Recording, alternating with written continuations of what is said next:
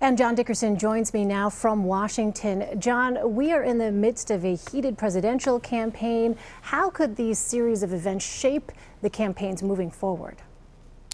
Well, in times of crisis, people look to their leaders. They look to their presidents. And now that we're in the audition stage for the next president, they look to the candidates.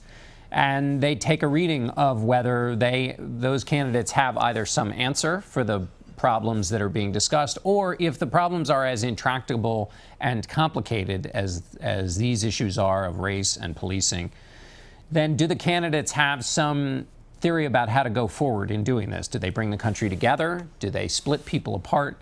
Do they show that they've cared about the issue before it got onto the front page?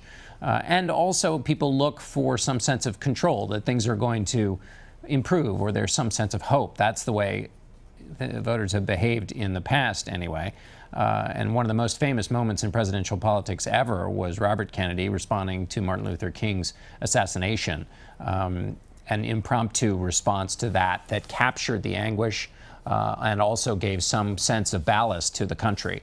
So while some people think we turn to our presidents and our leaders too much in these kinds of instances, there is a tradition of it in the presidential campaign season.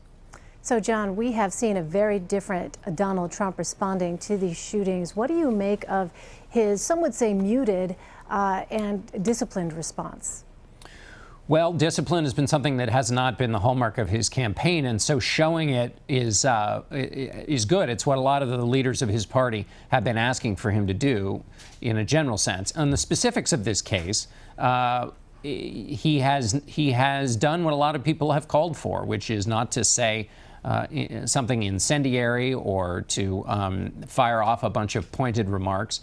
That the issues here are so complex and the pain so deeply felt, both in the communities that were directly affected and then in the larger communities, both the law enforcement community and also the African American community, that the call I keep hearing this week from people on all sides of these issues is for some restraint, for some sense of context, for a real bending over backwards to not paint huge groups of people with the behaviors of small groups of people who just happens to be members of that group. On another issue, also making headlines this weekend, a new name on Donald Trump's short list of potential running mates, retired Lieutenant General Michael Flynn. John, what do we know about him? Well, he is an Obama critic, and we also know that he is a registered Democrat. And we know he's been advising Donald Trump on national security matters.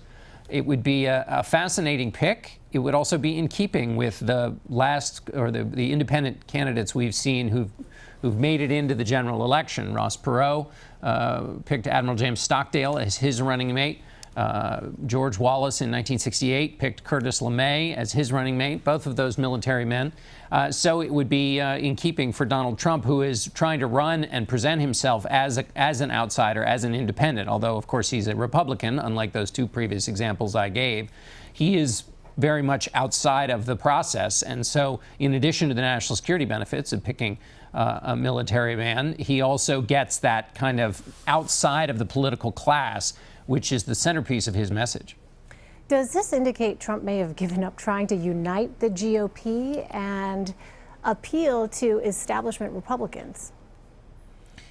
Well, I don't know. It's an interesting question. I mean, you certainly would unite the GOP around a pick that comes from the military, given and you get some general election benefits there too, as well.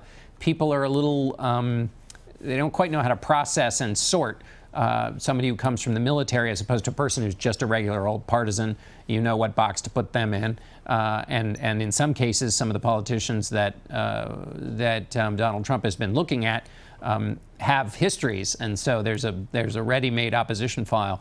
The one tension in a pick, if he picks Flynn, is that he has said that he wants somebody who knows how Washington works.